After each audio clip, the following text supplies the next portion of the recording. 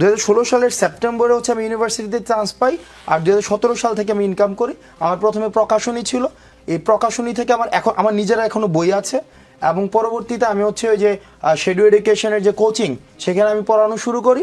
এবং সেখানে আমার ঢাকা ইউনিভার্সিটিতে আমার অনেক স্টুডেন্ট আছে, আজকে মেডিকেলের রেজাল্ট দিয়েছে, সেখানেও আমার স্টুডেন্ট আছে, এবং আমি এখনও পড়াই। আমি এখনও দেখা যাচ্ছে আমার আরও 2টা ক্লাস বাকি আছে, 25 তারিখ ঢাকা ইউনিভার্সিটির পরীক্ষা। আমি দেখা যায় ফজরের পরে 6টা 7টার দিকে আমি ক্লাস নেই।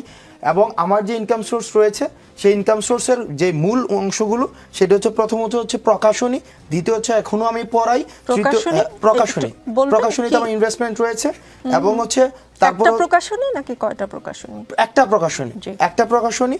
তারপরে হচ্ছে আমার 2টা অনলাইন প্রতিষ্ঠান রয়েছে, একটা প্রতিষ্ঠানের ডিরেক্টর আমি। এখন প্রশ্ন করতে পারেন সেগুলো কি আন্দোলনের পরে হয়েছে কিনা? না, সেগুলো আন্দোলনের পরে না।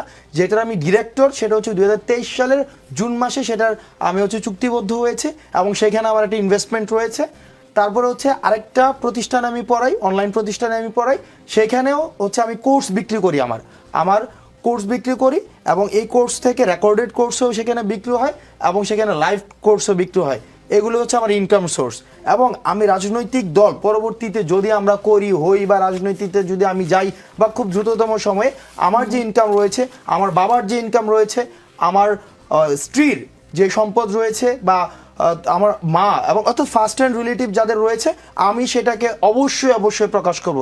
সেক্ষেত্রে একটা বিষয় রয়েছে, দেখেন আমি যখন ইনকাম, ওই যে শফিক ভাইয়ের যে ইনকাম সোর্স দিয়েছে, তো আমাদের ক্ষেত্রে যেটা হয়েছে, আমি স্টুডেন্ট অবস্থায়, আমি কিন্তু জাস্ট ইউনিভার্সিটি লাইফ শেষ করেছি, তো আমাদের ক্ষেত্রে দেখা গিয়েছে কি অনেক ট্রানজ্যাকশন আমাদের হাতে হাতে নিতে হয়েছে। যেমন আমি একটা কোচিংয়ে ক্লাস নিতাম, 15,000 টাকা দিত, এটা আমি হাতে নিয়েছি, এটার কিন্তু আমার কোনো হিসাব নাই। বা ট্যাক্সের যে বিষয়গুলো এখন আসছে, তখন কিন্তু এই বিষয়গুলো এখনো আসেনি, ওই সময় পর্যন্ত আসেনি। সুতরাং এই জায়গাগুলো স্পষ্ট করে, এবং যেটাকে একদম স্বচ্ছভাবে আমার ব্যক্তিগত আমার যেই ইনকাম সোর্স রয়েছে, সেটাকে অবশ্যই আমি প্রকাশ করব।